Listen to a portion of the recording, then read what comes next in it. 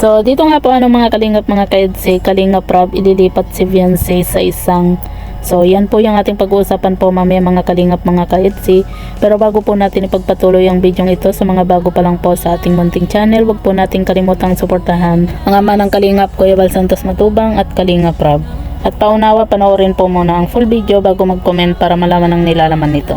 So dito nga po mga kalingap mga kaedsi, hindi naman po lingid sa atin na itong si Viancy at yung mga iba pa pong Kalingap Angels ay meron na rin po silang mga sariling bahay nga po at alam naman po natin na yung bahay nga po na pinapagawa dito kina Viancy ay malapit-lapit na rin pong matapos. At alam naman po natin mga kalingap mga kaedsi na marami na rin pong natanggap na blessing si Viancy at yung iba pa pong Kalingap Angels nga po. At nakapag-ipon-ipon na rin po mga kalingap itong si Viancy nga po dahil nga po sa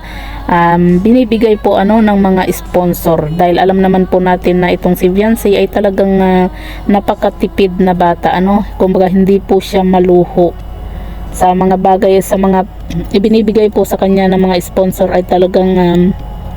iniipon po ni Viancy sa kanyang bank account nga po mga kalingap. At deserve din naman po yun ni Viancy mga kalingap kung ano man po yung mga natatanggap po niya na blessing, dahil nga po sa nagustuhan nga po ng mga sponsor itong si Viancy dahil sa kanyang ugali nga po At yun nga po mga kalingap mga kaedsi, plano nga po ni Kalingap Rab na kung sakasakali po ay ilipat po itong si Viancy sa isang channel nga po ni Kalingap Rab, dahil gusto rin po ni Kalingap Rab nga po na bigyan ng pagkakataon yung Kalingap Angels Batch 2 nga po,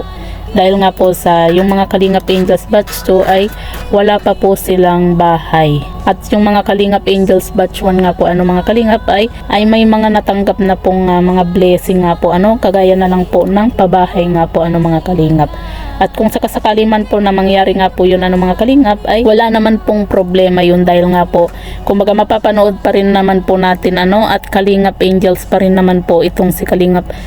itong si Viancy nga po, kumbaga ililipat lang po siya sa isang account nga po ni Kalingap Rab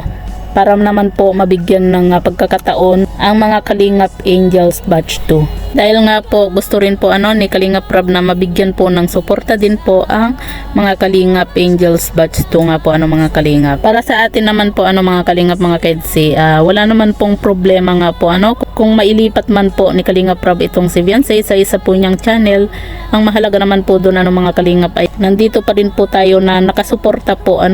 dito kay Viancy kahit saan pa man siya na channel po kumbaga wala naman pong magbabago doon mga kalingap. Ang mababago lang po ay yung pag-upload or paglipat nga po ni Kalingap Rab nga po sa isa po niyang channel at hindi na po sa kanyang main channel nga po, para mabigyan din po ng pagkakataon nga po yung ibang Kalingap Angels, dahil alam po natin na yung ibang Kalingap Angels nga po ay wala pa po silang sariling bahay na naipagawa po ni Kalingap Rab. Kaya tama lang din po na mabigyan din po sila ng pagkakataon, dahil yung mga Kalingap Angels Batch 1 naman po ay